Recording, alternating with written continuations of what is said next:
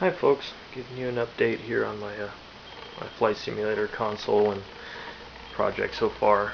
I've actually decided, actually a few years ago, that the console that I built here was not really going to be upgradable. I had designed it for sim kits instruments to be in here, and at the time they were offering kits, and they're no longer offering kits. You have to buy them ready-made, and that costs about $2,000 for a decent panel of instruments, and they're all fully built and tested.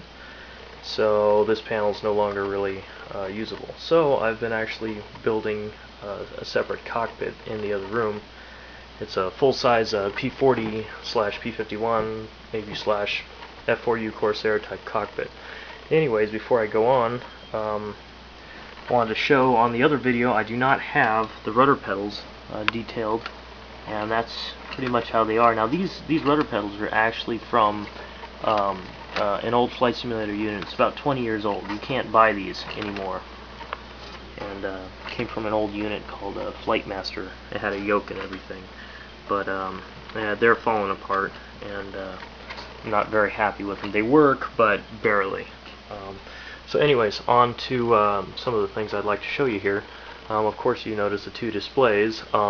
This one on my left is a 21-inch LCD panel that will be used for instruments only, and I have it displayed just showing the two-dimensional instrument panel. And the one on the right here is actually a 24-inch display showing the actual virtual cockpit. And this is a Track IR5 clip that goes on the front of a ball cap right there, and allows you to rotate your head around the cockpit, and it's pretty darn neat, and it works really well. So anyhow, I can't really get the greatest shot sitting down here. Back up here, try and get adjusted, but it's really nice when you're moving your head around. Maybe you need to zoom in and see some instruments or whatnot and check your airspeed, or maybe look over to your left and see the propeller or the wing. Right now that's Sim Outhouse's A26 Invader. The hard to get repaint is that's exactly what you're looking at. The Track IR5 unit is pretty much that little camera on top of your monitor and the clip, and it might cost $150, but in my opinion it's worth its weight in gold. Let's see here, what else? My computer that I'm running it with currently is already outdated, as I've had it for about a couple years now, but it's a i5 quad core, the older socket set, not the new one. And it's got about 6 gigs of memory, and it's got an old Radeon 5770 ATI card in it, and so it works. It's just I want better, and I want higher performance. So, but if there's one unit I really have to give props to, it's the Track IR5. That's just wonderful. So much better than having to use the old Castle switch. And what I was using here is just a plain old Satec joystick bolted to a platform, and I'm getting kind of tired of the joystick feel. Right back behind here, a quick little view of just my Flight Simulator experience. This is actually Flight Simulator 2 for the Commodore 64. I had bought this in 1989 when I was 10 years old. Then in '93 I moved up to Flight Simulator version 4, and still have all the original box and manual. And then of course Flight Simulator version 5. And I didn't have a decent enough computer for a couple years, so I skipped out on Flight Simulator 98 in 2000. But I picked it up again and built a new system for my Flight Simulator 2002. That was okay. I mean, it was nice, but there were bugs in it I didn't like. 2004 is pretty good. 2004 wasn't bad, but there were still a couple bugs in there I didn't like, and I really actually have enjoyed Flight Simulator X, or Flight Simulator 10 as it's also known. This one has the acceleration version. If you do buy it, make sure you get the gold edition that has acceleration with it, and also has a Service Pack 1 and Service Pack 2 edits, so you don't have to go fiddle around with that. It's already there. Let's see here. Moving on to what is going to be the actual seat here. This is simply a plywood seat with a hinge and custom-made cushions and all that for this cockpit. The special thing to show is the butt kicker shaker unit on the bottom. Now, I actually had a chance to test this out the other day, and it is frickin' awesome. It really does a good job, and it costs about $200, and I paid $20 shipping. But what it does is it hooks up to your computer's sound port and provides an excellent rumble feel for landing on the runway, or rumbling engine, or bouncing the aircraft, or whatever. So all the lower frequencies. So it's pretty neat. But this seat here already is made to fit the cockpit in the next room, which I'll be happy to show you here.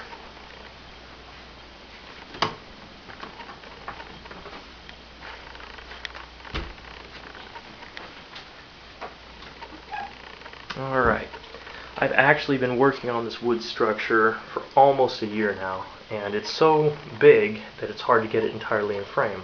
It is approximately 5 feet tall, 6 feet long, and 3 feet wide, and it actually has curved walls. Right there, hopefully I can get that. This room is so tiny compared to the size of the simulator unit, and it actually has a folding canopy. Take a quick peek inside here. You see that is where the rudder pedal assembly will go. That will be the instrument panel here. Those are your side consoles. The seat mounts right there. That whole green seat actually fits perfectly in there. That will be a headrest. I still have to get that upholstered, and of course everything needs to get painted. Let me see if I can step back far enough so you can see the canopy. That's what I just finished here recently. On to, well, last January I custom did this control grip completely out of wood, of course, pine, carved it and everything. So my carving skills have really stepped up a notch. That trigger is not yet functional, but it will be. I have to do some modifications on it and put a couple wires and switches, and you know the drill if you build anything. So let's see, all this is the trim wheel, and the reason it has radiuses coming up from the center section is those are all kind of measurements of where I'm going to put the little knots or loops or whatever for grip, singly for grip purposes. This also gets hooked up to a rotary potentiometer, and here is something I'm extremely proud of. This is an actual full-size throttle console here. And you have your propeller control right there. You have your mixture, and that's where I have to put in a spacer there to separate those two. It's not quite finished. You'll have 3 slider potentiometers in here, and of course your main throttle. And there's actually a spring right there where you can rotate and choose the tension. So you could actually have the throttle hard to push or easy to push. In fact, if you loosen the tension up, it'll fall forward or back. So it's extremely realistic. I was trying to make it absolutely the same size as the actual throttle console. So that is in a P40 or P51 or whatnot. So far, that's about it. Over here, I don't have it completely shown, but that is the rudder assembly that actually swings down, and boy, that was complex. I really wanted to make it out of tubular steel, as I know how to do MIG welding. I mean, anybody can if you pay some attention and time. But because I don't have a MIG welder, I had to make it out of hardwood, and particularly oak, for the most part, oak and plywood, and that was a real tough thing. So, anyways, it's coming together. But also in here, this is the tray. You may have been wondering, this tray will actually house the computer and the stereo system. This is where your main monitor will go, and then your instrument panel will go down here. It'll be cut out and, you know, have replaceable bezels, so you'll be able to fly a variety of different aircraft. I already have the colors picked out. went down to a local Home Depot and tried to match the colors as best as I could. And the chair, of course, you already saw was green, and that's going to be to mimic zinc chromate, which they use as an interior cockpit green, and the outside, of course, is olive drab.